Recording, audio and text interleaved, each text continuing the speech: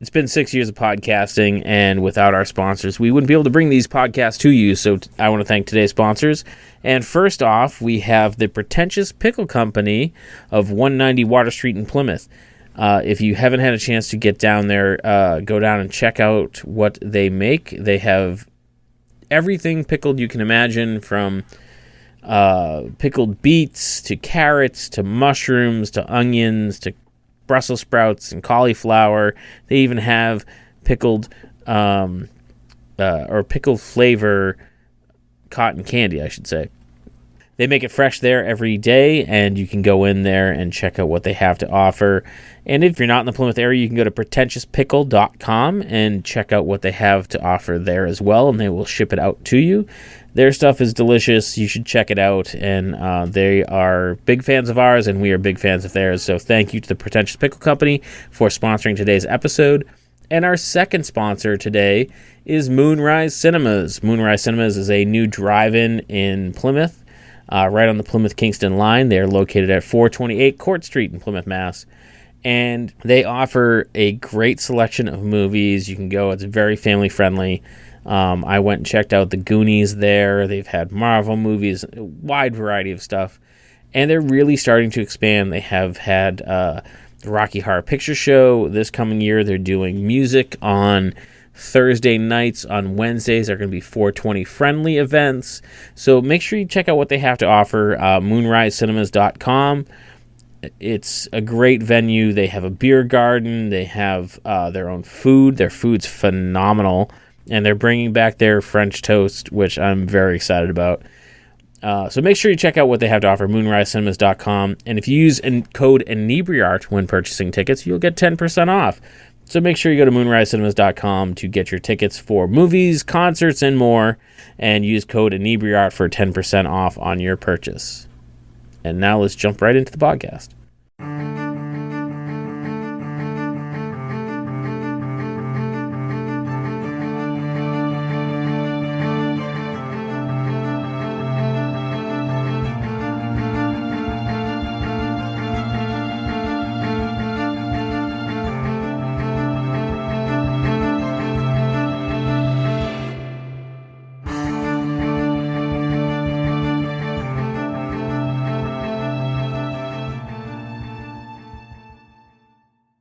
Welcome back, Inebri-art. This is Andy of the Inebri-art podcast, as always.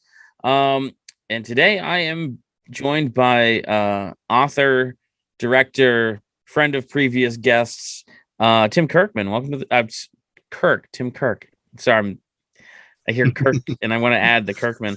Tim Kirk to the show. Thanks, man, for coming. Yeah, sure, man. Thanks for having me on. So you've been working on a new book. Or the new book is out, I should say. And it's called Christ Never Showed Up, correct? Yeah. And so I was reading the description. It sounds very... It kind of like makes me think of, kind of subculture stuff. Tim Burton-y, little dark, little humorous. I mean, just give us the basic rundown of the book and we can... Okay. The full title is Christ Never Showed Up, The Disappointing Near Death of Joe McPuppet and His Curious Life Afterwards. And the book looks like a composition book. Mm-hmm. All right. Yeah. And so it's the journal of this kid, Joe, who's 16 years old. And he grew up in a very small town in Idaho. And he's one of these kids who his whole life was his local church, right? Mm-hmm. His school was there and his after school and Sundays was there and Sunday school. It's just his whole life, right? And he was a big star in their puppet play program there. But then he has this experience that happens right before the book starts, where he gets hit by a bus, and he has one of these 9 near-death experiences. where he's dead for a couple of minutes. Yep. And he sees a light and he goes up and he goes to heaven, and it's exactly as he expected it to be. I mean, it's exactly everything he's always thought would be there, except for one thing, which is Christ never showed up. Jesus didn't show up to welcome him personally to heaven. So when he gets back, he's pissed. He quits the church. He quits all his family. He moves to LA, which is the most sinful place he can think to be. And he just starts out to just break every sin he can, watch John Candy movies. He drives a taco truck. He hangs out with Goss. And he just goes on these various adventures. That's it in a nutshell. Yeah. Why is John Candy sinful? I always think of him as so wholesome. I can't talk he today. kind of stumbles on that. So Joe's never seen a movie. I mean, Okay. other than stuff that was like, in his Sunday school class, right? Yeah. So, church created content. Like Bible Man and that sort of thing. Yeah, that kind of shit, right? Yeah. And so he goes down to he ends up on Hollywood and Vine, living in a place there, and he goes down to Hollywood and he goes to one of the like an old electronics store, and the guy's trying to sell him a DVD or a Blu-ray, and he's like, well, no, don't, I just want a VHS, because that's all he knows, right? Yeah. And there's a pile of VHS tapes for $1, and he picks John Candy's Where's Harry Crumb? Mm-hmm. And it's the best movie he's ever seen in his life, because he's never seen a movie. And so now at this point, the only real star in the world is John Candy. So he sets out to see more of his incredible films. So that's the kind of like jumping off point into popular culture that Joe has. Now, is any of this autobiographical? Were you small town religious when you grew up, or? No, I did grow up with a family of ministers. Yeah. And I did go to school, and I did go to Sunday school and all that. But I was able to kind of step away from it at one point. Mm-hmm. But I kind of backed into this project in a strange way, which was about 20 years ago. I just started writing Christian puppet plays online for a resource center. Yeah, that would for, I assume, youth pastors and stuff that were looking for content, and so I wrote these fairly subversive pieces. And then after a while, I kind of got my friends doing it. And like, if you and I were friends at the time, I would have asked you or demanded that you write a Christian puppet play and post it up there. So were these like, were you, now I'm curious, were these like, were you getting paid to do this? Were you like trying to write real Christian puppet plays? Or were you writing ones that seemed real but kind of were like pointing out some of the hypocrisy in the Christian church? Like, what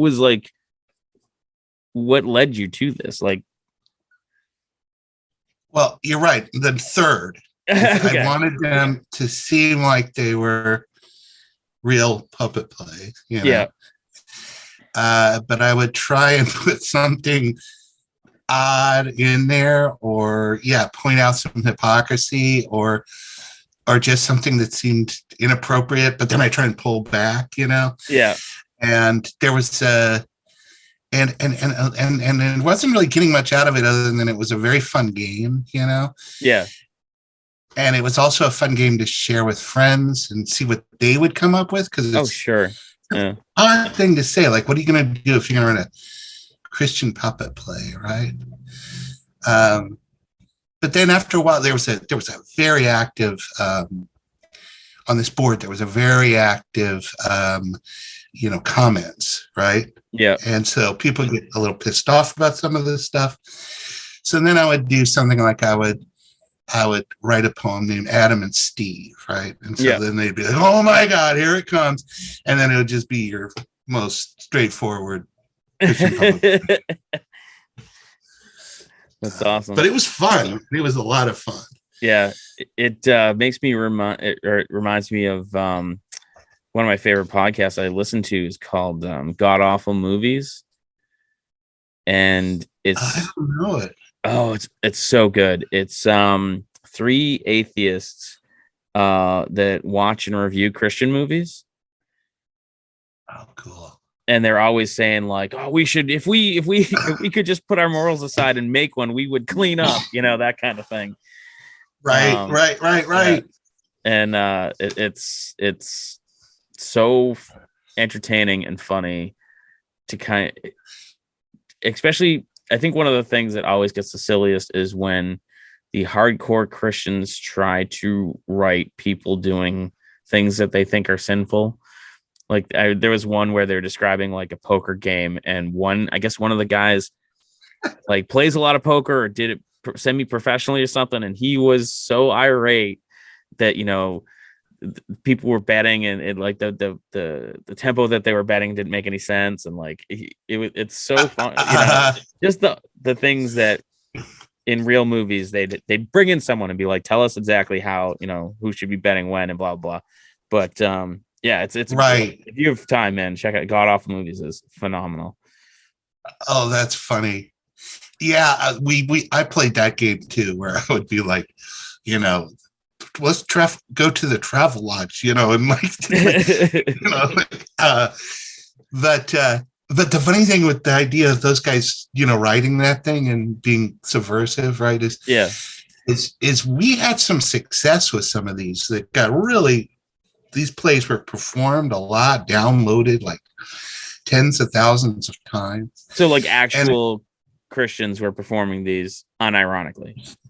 Yeah, and the one that I thought would be like, oh my God, it's just so obvious, or just like, was one of the most famous, and it was called Heaven Needs Firemen, and my friend Joel wrote it, and it was about 9/11. Okay. And the story was a fireman fireman goes to work, right, and then the kids are at home and they're playing the Bible game and with mom, and then they find out that the towers have fallen, right? Yeah. And they're like, "What is Daddy coming home?" No, Daddy. God brought Daddy to heaven to fight the flames of hell that are always trying to burn down heaven, And I said, this is too crazy, but people loved it, man. It's crazy that took off. That's so funny. I didn't even know Christian puppet shows were a thing. Neither did I. That's awesome. You've also directed some stuff too. Do you tend to write and direct the same? Like, you tend to direct the projects you write? I should say that. Yeah, the stuff I've directed has all been stuff I've written or co-written. Mm-hmm. I produce, and that's generally then with those are documentaries. So then that's I'm involved in the creation of the documentary or research and so forth, but I'm not a writer. Yeah. But the two things I've written are both they're fake audio tracks. Okay. So like one was to a film called Terror of Frankenstein, and it pretends to be the audio commentary track of the director and writer talking about the making of the film. And they keep talking about the tragedy and this and that, and we're wondering what happened. And it's all made up. And right. Slowly we're realizing that a number of people got killed on the set, and then there was some kind of trial. And so we play out this really long story. And then the other one was called Sex Madness Revealed, and that's the one that our friend Rob Zabrecki was in. Mm-hmm. And Patton Oswalt too, right? That one, yeah, Patton played the podcast, a podcaster for a show called The Film Dick, where he would show films and people at home could watch them along while they did the commentary, and he'd have guests to talk. And Zabrecki played the grandson of the filmmaker who had made this sexploitation movie in the 30s. Yeah. And there turns out to be a whole conspiracy behind that. And it was just great because Zabrecki was doing his Zabrecki character. Right, yeah. And so it was just a lot of Patton like trying to get him to come out of his shell and talk, you know. Yeah. It was very fun. Very fun. That's funny. The Frankenstein one, it just makes me, it sounds like a cross between like a MST3K and like a director's commentary. Yeah, that's exactly what it is. Yeah. And it is like MSTK because it's scripted. It's not, these aren't like off the cuff, you know? Yeah. So I get the feeling from like posters behind you and just from talking to you for a few minutes here that you kind of have a passion for like the odd and weird and, you know, kind of like cheesy bad horror movies, you know, that. What is it about kind of the silly macabre that intrigues people? Like, I get real macabre, but like myself, I love bad horror movies, and you know, I love Tim Burton drawings because they're creepy and weird, but still silly too. Like, why do we like to not take death seriously? Boy, that's a good question. I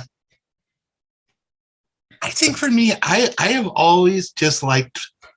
I always find more meaning in flawed works than in perfect works. You know, like Apocalypse Now is one of my favorite movies, and I can't say that's a masterpiece. It's so messed up, but there's something so incredible about people trying so hard or not, and then ending up with something kind of special. You know what I mean? Yeah. Like on your end, do you like, say, the Ed Wood type film where it's a guy who's very genuinely trying to make something good? Or is it somebody's like, let's just shoot this in 3 days and make some money kind of thing? So there's a fine line to it, and it's hard to say because, like, I saw like the first Sharknado I enjoyed, but then like I never had any interest in watching the prequels because it's like now you're actively trying to make a bad movie. Right. But like I love the stuff from like the 50s and 60s where there's giant radioactive locusts climbing on buildings and it's just grasshoppers on a postcard, and you can clearly see that it's, you know, there's no perspective of the building, and you know, because I mean even some of that I can appreciate for the, hey, we have no money, how do we shoot giant grasshoppers on a building? And be like, I will shoot regular grasshoppers on a postcard. But then there's one, I want to say it's called Lamageddon. I just watched it on Amazon Prime not too long ago, but that's low budget and it's bad from the beginning. Like you can tell they're kind of not being super serious. Like one character, every single scene he's in, he's wearing a different shirt. Yeah. So it's hard to say. Yeah, I know. Same here. I like when, like with the grasshopper thing you're saying, it's like they didn't go, well, we don't have the money to do this, so let's just not make it. They're like, well, how do we do it? Okay, we'll just put little grasshoppers. That's great. But I also like people who you watch it and you're like, have you never seen a movie? You know, it's like you know, like 10 minutes of someone like driving to the gas station, filling up, you know. And I think that is part of it. Like the Lamageddon thing, they were clearly doing it tongue in cheek, you know, with the guy wearing a shirt in every different scene. They're like, okay, we know this is silly, so let's be a little silly. Where Sharknado wasn't trying to be silly, they were trying to be bad, I guess, if that makes any sense. Right. like a big wink, right? Like a big Yeah, wink to the audience. it's like a Ren fair. Yeah, It's silly, but we're all in the joke together. Where Sharknado was more like, hey, our bad movie made us a lot of money, so let's just make another one. agreed. Agreed. Yeah, I don't have no patience for those, you know. Yeah. Uh it's just a waste, really. It's just a waste. I think I would have seen the sequels if the first one was terrible, but made them so much money where they're like, oh, let's spend, $70 million and make a blockbuster movie called Sharknado. Like if they just took the same first movie Right. and made it with like really phenomenal special effects and like upgraded the actors, and if they did it serious the second time, I think I would go see that. That'd be interesting to me. Sure. I think it would also be interesting if you're like, okay, well, we're going to put a big budget where we're going to get the guy who did Birdemic to do it. Oh man, that's so bad. Yeah. And it's such an interesting time because you see something like Birdemic, but then if you go back and have you ever heard of, I think it was called Troops? It came out a long time ago. It was like a Star Wars short where they followed stormtroopers around like it was an episode of Cops. Oh, cool. Yes, I did see that. Yeah, and the special effects are great in it. I mean, for Yeah. what it is, and it's like light years better than Birdemic, and you're like, how did that not happen? I know. And also, the thing I love about those films is, in all films, you kind of see something from the maker, Yeah. But sometimes it's so obvious. It's like in Birdemic, it's like, yeah, I'm doing my big deal, and I just made my second million or whatever, and you're like, oh my god, dude, what is this? This is your wet dream or something, Yeah, and the one thing I remember glaringly in that one is the lead female actor was like, oh, I'm gonna be a Victoria's Secret model, and and they kept like implying that she still needed another job, and it's like that's like the biggest modeling job there is. It's just so bad. It's I don't know. It's something. I guess it's because I do have an appreciation for the macabre. I grew up on like Ripley's Believe It or Not and all those creepy cool shows, but I'm not a serious person. Like I love to joke around and play the fool. So I feel like it's just those two things are what really appeal to me. Like I do like the creepy, we're all gonna die kind of stuff, but if you can do that in a Shaun of the Dead style, man, it just feels natural to me. Yeah. Well, the other end of this is I produced a movie called Room 237. Have you seen that? No. And it's about the Shining, and it's about what we do is we followed five people who have very specific theories about what the Shining is about. Like one believes it's about the genocide of Native Americans, and another believes that it was Kubrick, a coded message confessing that he faked the moon landing, the Apollo 11. Yeah. Okay. Yeah. And so, like in that segment, when we're following John, the guy who believes that, we showed all the we had him talking, and we never saw them. It was this voiceover. Yeah. And we would show the images of like, Danny's wearing a shirt with a rocket on it, and there's an 11, and all these things. And and what was really fun about it is we never like what we're seeing with Sharknado. There was never like, look at these idiots. It was like we're going to take this as completely seriously, and we're going to create as good an argument as we can for your theory, and with images and everything. And it was really I'm really proud of it. It's really it's fun to watch because a lot of the time you're kind of going, oh, come on, and then you're like, holy shit, maybe, which is always Yeah. That's interesting. So Yeah. the Christ never showed up.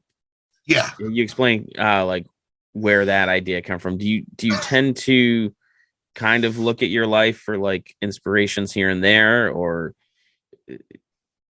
I have like a little laundry list of story ideas that I always add to, but I always feel like some come from like a song. I'll be like, oh, okay, that lyrics makes me think of this, or I'll sometimes it's just almost like a creative spark where I don't know where the idea came from. Do you ever have that kind of, I don't want to say divine inspiration, but like that kind of idea that pops into your head with no real explanation? Yeah, I do. I do have that thing where, or I'll think of it one thing and then it suddenly goes the other way, and then suddenly like, oh, that's it. But with like this one with Joe, it started with a character. Yeah. I started writing these puppet plays as Joe, and I was writing as a kid who knew his theology up and down, right? But something had gone wrong, and you can't, in the plays, you really can't tell what's going on, Yeah.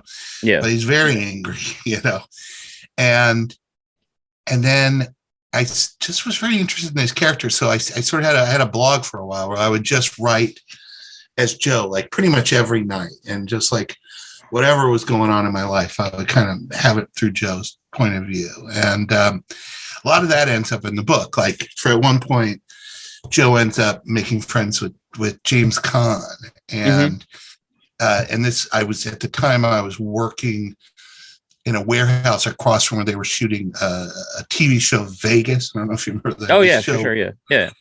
With James Caan. So the Honey Magans were right out back. So when we went out from the warehouse to have our break, there was James Caan and all the cast.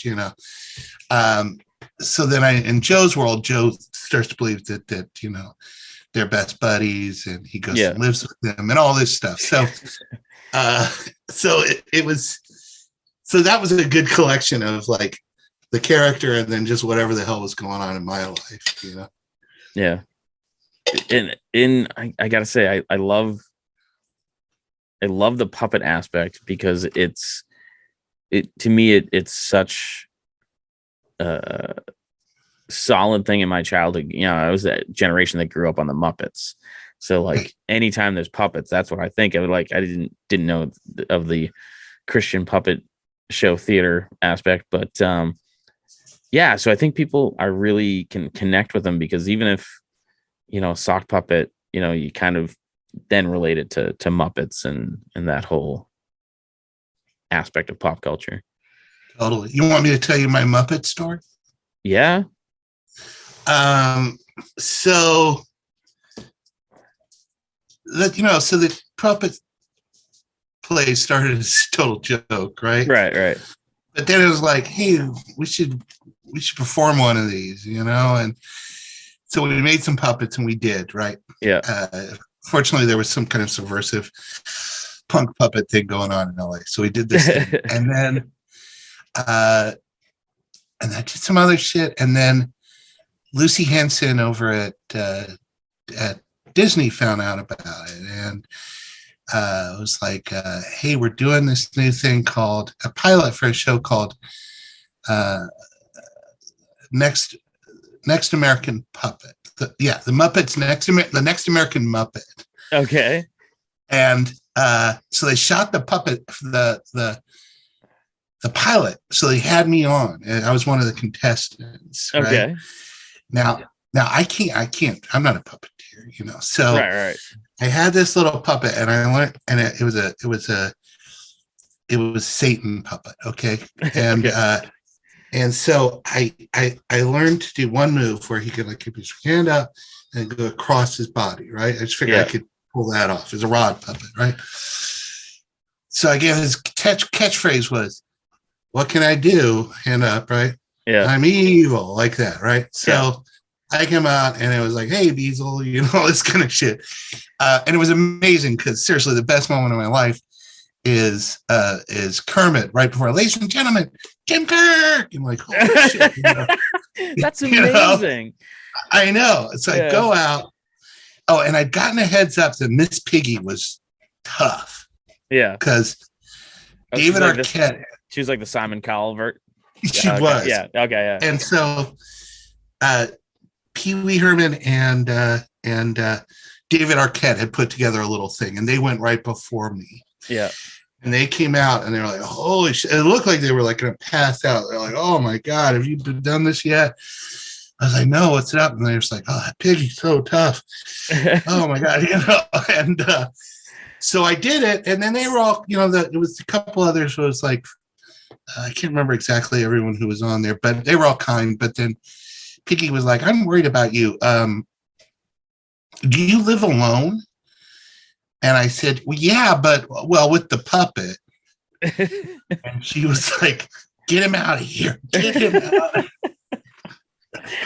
That's amazing. Yeah, it was incredible. It was incredible. And it was like, I just was pretending to be a puppeteer, and suddenly I was on the Muppets for this thing, which never aired, sadly. Yeah. But what an experience, man. Oh, that's insane. I mean, any story that has Kermit, Piggy, David Arquette, and Pee Wee Herman, I mean, that's a... I know, right? That's amazing. Yeah, it was cuckoo. It was cuckoo. Is there any desire to turn your book into some sort of movie, animation, puppet show? Puppets? That'd be interesting. Wow. Puppet show's a good idea. I hadn't done that far. It sure would be fun. I mean, it's going to be interesting because if you read the book, at times you're like, is this real, or is Joe like just making this shit up? Yeah. Because he still has some trouble from that accident. So right. You're wondering if like, okay, is he still there? So it would have to have that kind of angle to it, Yeah. But as much as it's a freewheeling story, there's an arc, there's a beginning, a middle, and end. There's, I think, a satisfying finale. So it could work. I would hope so. But God, a massive puppet play, that would be the one. That'd be interesting. I just like the idea of puppets putting on a puppet show with smaller puppets, to me, I find that very funny. Oh, that'd be brilliant, because there are puppet plays within this. Yeah. Oh, so that would be awesome. Okay, I'm going to credit you on this. Okay, all right, that's fine. I just want to see it when it's done, man. That'd be cool. So what's next? Do you have another book that you're already working on, or yeah, or anything you can talk about? Yeah. I'm writing a book with my co-writer on the Sex Madness Revealed, Patrick Cooper, and he's a great writer. And so we're working on a thing. It's a thriller. It's very different from this. And then I want to do another thing that I've been wanting to do for a long time. Is are you familiar with the Oakwoods in Los Angeles? No, I've never actually been to the furthest I've been west was Vegas, and it's only been a couple times. Right. Yeah. Well, the Oakwood they're these furnished apartments, right? And they're all kind of scattered around LA, but mostly near the studios. Oh, so, okay. I think I've heard of this. Yeah. Yeah. Is it where like younger actors and like their families will stay like while they're filming and stuff? While they're filming, or when it's pilot season, and sometimes just actors, Yeah.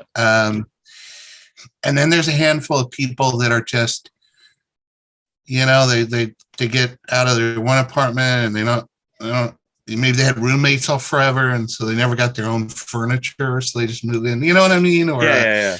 Couple that's going through a divorce, so the guy moves in there and is hanging out by the pool a lot. So I've in and out of my career here, I've just run into I've been there a number of times, and it's a very strange place.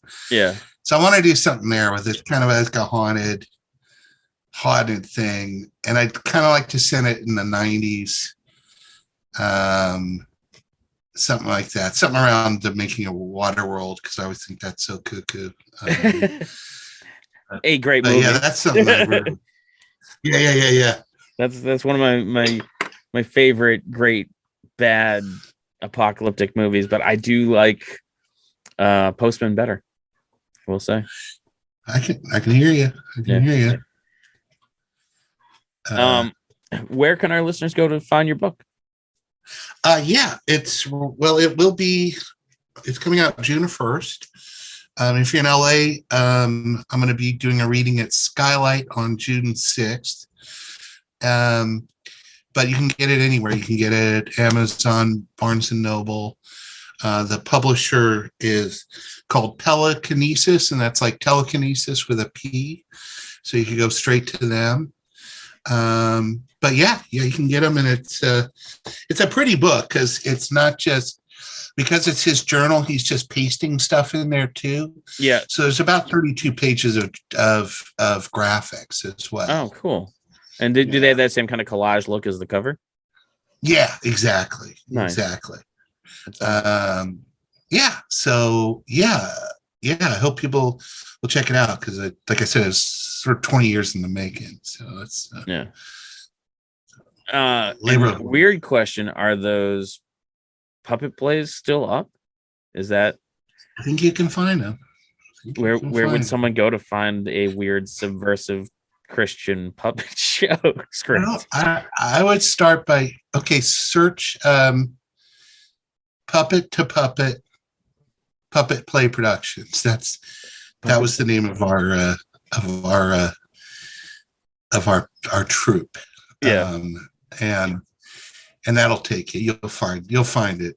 Yeah. Probably all over the Christian net or wherever. You'll find it. Nice. That's awesome, man. But there's some great ones on there. I'm telling you. Yeah.